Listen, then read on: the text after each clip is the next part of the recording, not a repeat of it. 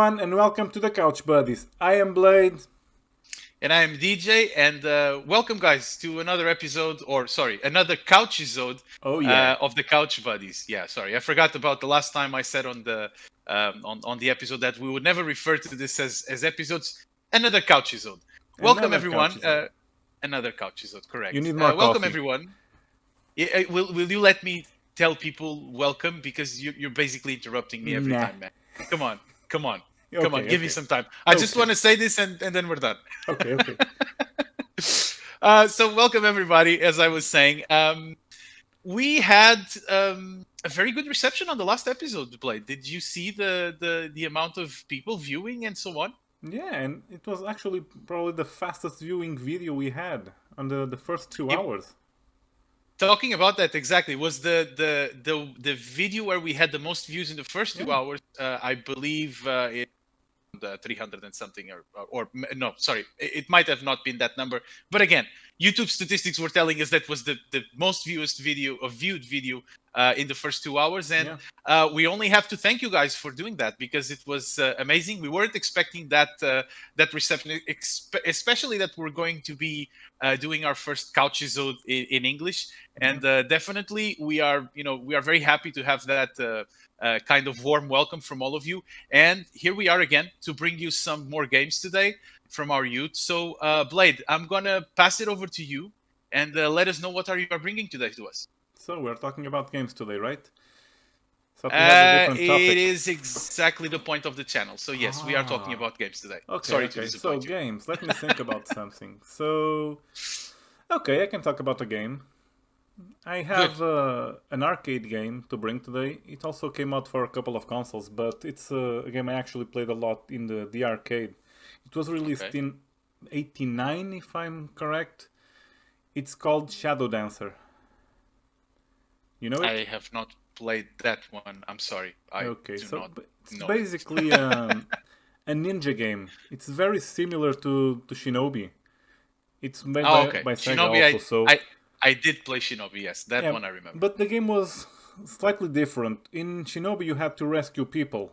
And you had the ninja and you had the special power.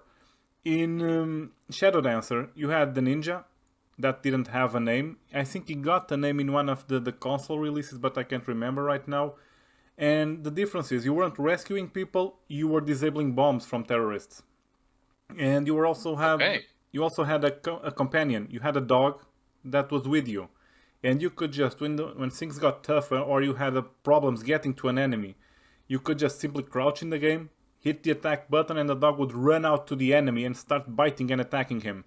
And it would buy you time to attack the enemy. It was awesome. But you couldn't take too much time doing this, because if you took too much time, the enemy would fend him off and he would go to a puppy state. He'd become very small and you wouldn't do anything.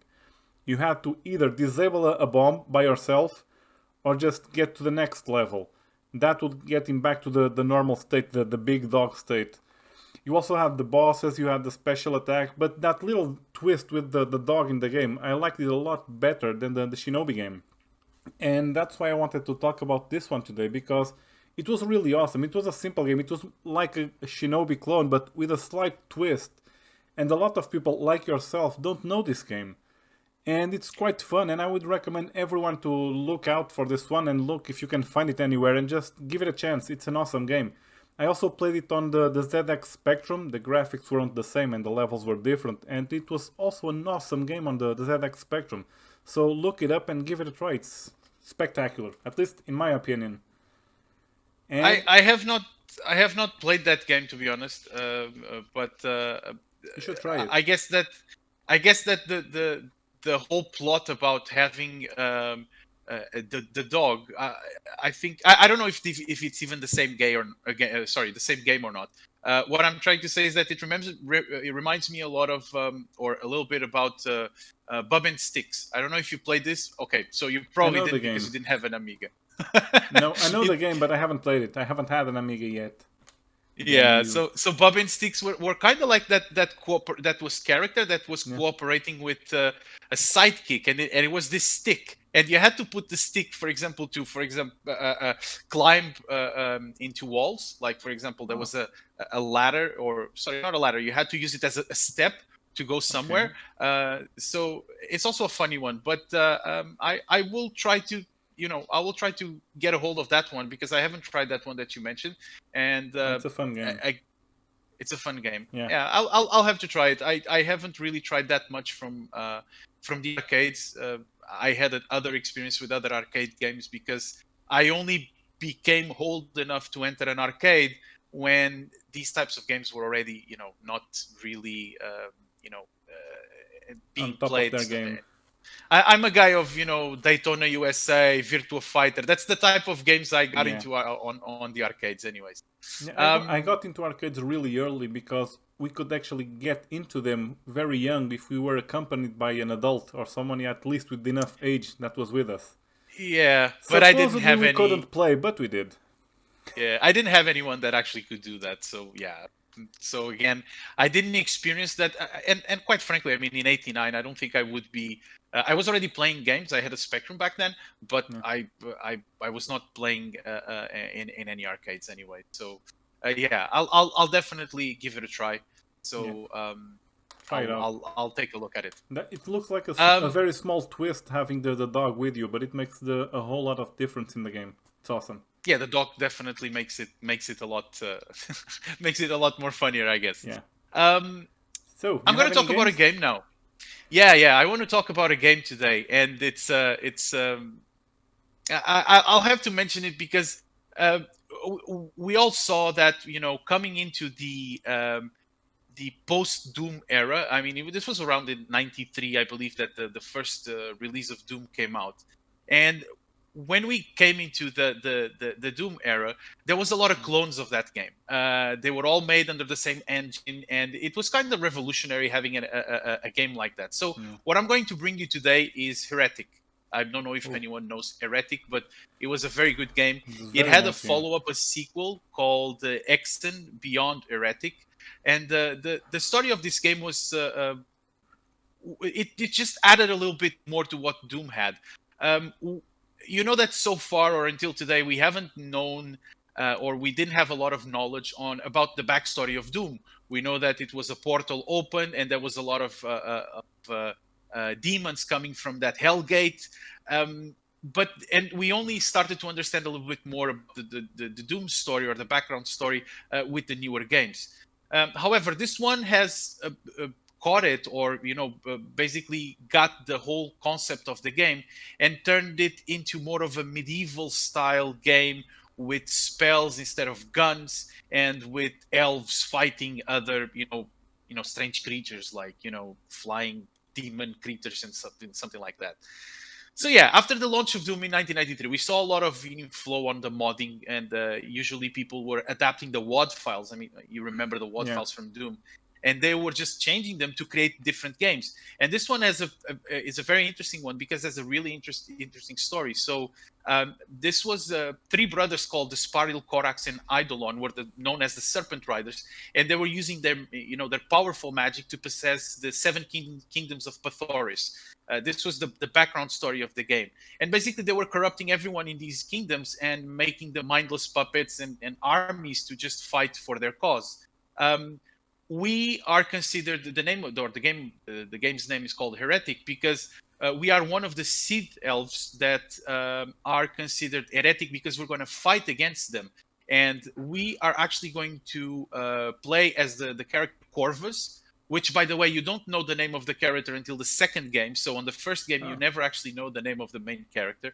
And we are going to play as Corvus, and we have to fight through, pretty much like Doom. We have to fight through the hordes of, undead enemies and infesting these locations where these elders or these serpent riders perform their rituals. So basically, there's a lot of, undead and zombies and stuff like that coming up and popping on the screen that we have to kill them.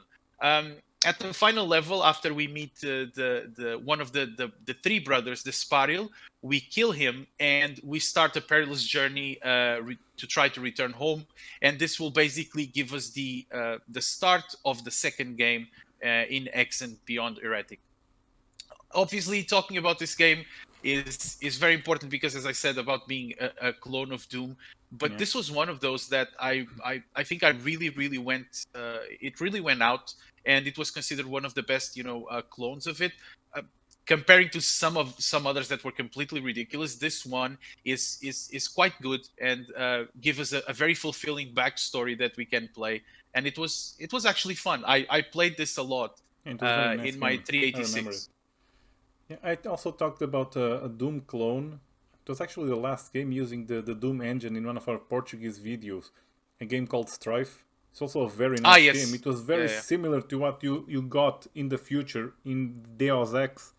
And it's just an awesome game. If people haven't played it, that's a suggestion. Heretic was also a very awesome game. I remember you seeing the staff and throwing fireballs. Yes. Awesome. Or using the glove also. You could use the glove. It was awesome. It's good. It gave us a Thanos vibe, using the glove to throw some rays and stuff like that. It was awesome. Was really nice. It was a nice So, change. what do you have for us today? Do you have any other games that we want to talk about? Yeah, I have one more. I have a game also on the arcade. I played it in the arcades and in the ZX Spectrum, but I'm going to talk about the arcade version that I played it more. Sorry about that. Only arcades today? Only arcades today. We're going to spend a lot of coins today.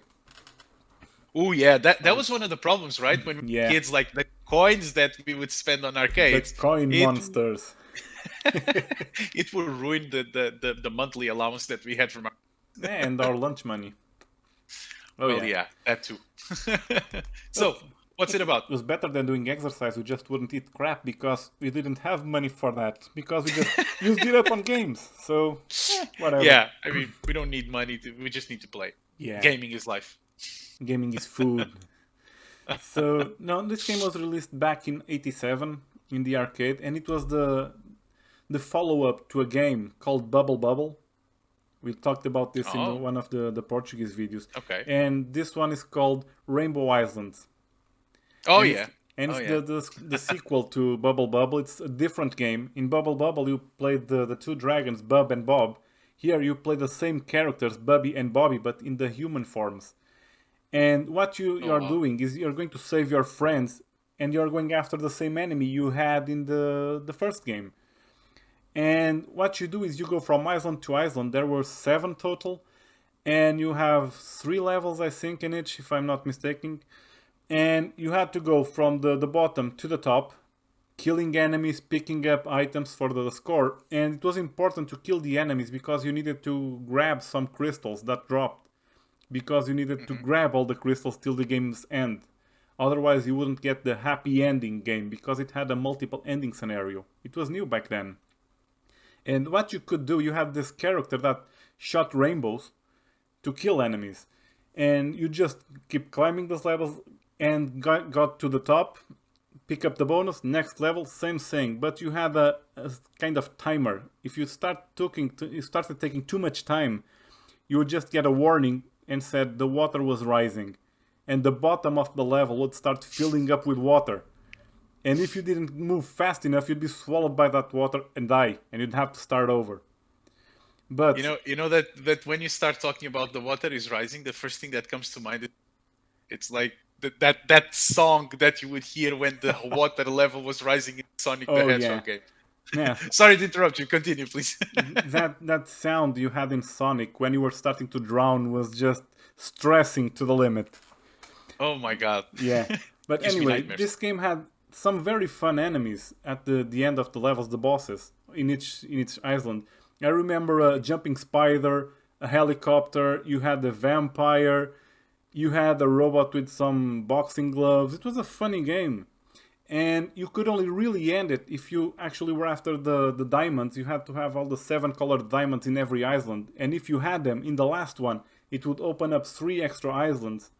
And you could play them and rescue your friends. Otherwise, you couldn't get to the same ending. And it was an awesome game. It was very addictive, and it was hard. And one thing that always kept annoying me is that I kept running in that game to keep my 3 rainbows. You could shoot 1, 2, or 3. And you had to pick up these little bottles to expand that. And it was terrible when you died and you lost that. And you had only 1 rainbow. It was so annoying.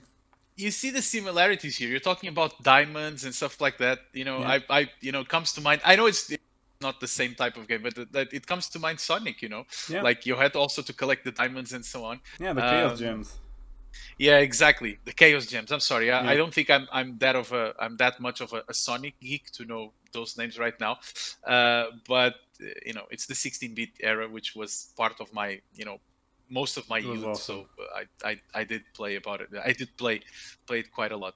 Yeah, So remember us the name of that game, and we will play it again, Rainbow please. Island. Rainbow Island. Okay. Okay. Rainbow, Uh, like you shoot rainbows. That's why it's called Rainbow Islands, and it's oh, Rainbow Islands: The Story of Bubble Bubble 2. That's the shooting the full name. rainbows. Isn't that appropriate to the days that we have nowadays? It's just shooting rainbows was just be amazing. No, the game's awesome. It's really awesome. Hey, you have a rainbow I on your guess shirt. no, this is not just a rainbow. This is a piece Yeah, of I know. art right here. I know. This is the legendary cover of the Dark Side of the Moon from Pink Floyd, which Yeah, is I know. That's the one of the light from the greatest prism. albums of. It's one of the greatest albums of all time, but we're not going to discuss music here. Well, at least yet. Maybe people will ask us to do that in the future. We never know. Yeah. um, no, let's just discuss games because that's what we're good for. I'm going to bring you another one today, and I believe that uh, this one is I don't believe I am 100% certain that this is like one of those precursor games to games like Need for Speed Underground, any kind of game that you have that you actually can customize cars. And I don't remember which one it was, but on the Portuguese episodes we already discussed one of them, or we talked about one of them. I can't remember which the name of that game because I didn't play it, but the game I'm going to talk about is Street Rod for DOS from 1989. So this game has actually not two versions. It has a sequel. It has Street Rod 2, which was a bit more improved. It already had VGA graphics. I remember playing this one on my 386, the first version, and I believe it was still in EGA or CGA. I don't think that the game had the full VGA color palette. I think it was 16 colors if I'm not mistaken. And as I was saying, it was the precursor to games like Need for Speed Underground, and this was basically a racing game where you could customize cars. You would start with a very modest amount of money, and you could buy an old car or an old clunker from the newspaper. You would actually go into the game, you would open the newspaper, and from the newspaper, you could actually choose a car that you wanted to buy. Obviously, you would have expensive cars available, but the amount of money that you would start the game with was quite limited. Uh, and then the game included a lot of things, like you could change it had a lot of funny details. For example, to change the parts of the car, you could go into the same newspaper, buy new parts, and so on and so forth. You would have to unbolt the parts. So for example, you had a transmission and you had 4 bolts, so you had to click with your mouse or with your keyboard, tack, tack, tack, tack, tack, until you unbolt all the bolts, and then you could actually replace it and put in a new one. You could actually buy the wrong parts for your car and then realize that when you're going to assemble them, you would get a message, "It doesn't fit, dummy." It was something like this. It was really, it was really, really telling you that you made a bad choice. Yeah, but those are But nice anyway, details. yeah, it had a lot of detail, and that's exactly what surprised me. It had a lot of detail, and I'll tell you a little bit more later on how the game was introducing a little bit of realism into it, despite being a game of 1989. Obviously, graphics wise is what we could expect for that time. The driving, for example, the driving experience itself would be something that I would be very similar. I would consider very similar to Test Drive, which was one of the games at the time. Also, a little bit later though. But again, so how would this work? We would go to the diner. There was a diner in the game, and in this diner basically would stop your car, and then there would be several people passing with their cars, and then they would stop and they would ask you what you wanted to do. Would you want to drag race? Would you want to have a country road race? And then you could make bets. You could make bets in cash, or you could make bets in pink slips. Pink slips basically means that you would lose your car. Sorry, you would win his car if you win the race, or you would lose yours if you would lose the race yourself. Um, and that's why I said the races could go into a drag strip, which was a straight line. I believe it was a quarter of a mile, or you could drive a country road. The country road was slightly more difficult because you had some curbs and you had to basically manage the speed of the car and so on and so forth. So the ultimate objective of the game was actually to defeat a guy called the King, which had the best car around, and you had to take his girlfriend. So that was the ultimate goal of the game, was defeat the guy with the best car, get his girlfriend, and and they lived happily ever after, like Shrek or something like that. So It was like it was something else I at the time, not Shrek yet. No, Shrek wasn't available at the time, but it could be something like Grease, with John Travolta, Olivia Newton-John, and stuff like that. Yeah. So, but anyways, the how did this game come into or bring some of the realism into it? So, for example, you would have to think about fuel. Obviously, a car runs on fuel. So, if you would run out of fuel during a race, obviously you would have to be towed back. You would have to pay a fee, and obviously you would lose the race that you were on it. But additionally, for example, in cars with manual transmission, because you could also select between manual and automatic transmission, you could actually buy automatic transmissions for your cars. Although it wasn't really a good thing, because automatic transmissions, they basically shift gears before the car reaches its full potential, or in terms of power. So usually people would go for manual transmissions, but if, for example, you would change gears on a manual transmission, you would change gears without releasing the gas pedal or the accelerator, you could actually break the transmission. So that was one. And then there was another one, which is also with manual transmissions. You could actually blow up the engine if you would redline it too much. So again, the game would end if you didn't have a car or if you ran out of money. And this is basically it. It's a great game with a lot of very decent aspects for a game of 1989 Yeah, it was that I very complex definitely. for what you're telling us. For the time, It that's is. awesome. It had a lot of details. It was. I believe that these games are available in GOG. I'm not really sure. I know the second one is for sure, and I found it. But again, you will be able to play this game anywhere, even if you have DOSBox. You can find it. Just search for Street Rod, and you'll be able to find it. It's an excellent game, and I have played it so many hours of this one, both the first one and the second game. Nice. I have to check that one You out. haven't played it? No, I think not. Really? Yeah, I have My to look God, for it it. was such a great game. I seriously You have know, to look for it. It this is looks kind of like rather the nice. experience that we see here, because some of us will have played this game. It really depends on about our generational gap. I don't think there's a big difference between me and you, but there is a difference definitely on the platforms that we played. I know that you're Yeah, and the a games we played. Nintendo guy. Yeah, I think you're a Nintendo guy, and I was definitely always PC. I think I the was only. mostly PC, but I dabbled a lot in consoles, Nintendo and Sega, and then the Yeah, newer generations. I actually tried to for play a me bit of everything.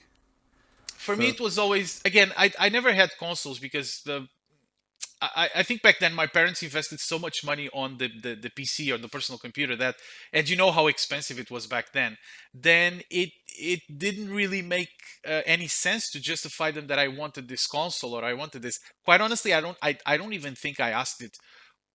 Okay, I remember having asked my mother for the Super Nintendo when Mario came out, and I was seeing Mario and Yoshi on the commercial on the TV, and I was like, oh, I want that. But then she said, you already have a computer, and then and yeah, you'd say, that's it.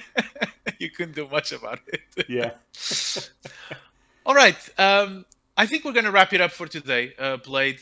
yeah. We're gonna leave our beloved community and anyone that is watching this video. We're gonna ask you guys, comment about these games. Let us know if you actually played any of them. If you have any suggestions on games that you would like us to cover here or you'd like us to talk about. As you know, the couch is always open for all of you. If you want to actually be featured on one of the next couch episodes or couchisodes, Jesus, I can't get this right. If you want to be featured on one of the couchisodes later on, send us a video, send us an audio, send us a text. I mean, if you're not comfortable with video editing and doing something that we're doing, like what we're doing right now, just send us what you can. We'll make sure that we'll put some gameplay over it. We'll make sure that we even read it for you if you really want that. As always, you guys know, leave a like if you like, leave a dislike if you liked it. Get us a subscribe on our channel, please. And I guess we'll see you on the next Couchisode next week. Right, Blade?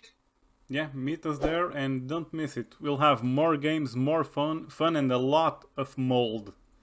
You know, yeah, a lot of have this smell now when you're in the games couch, that have been so get used to it.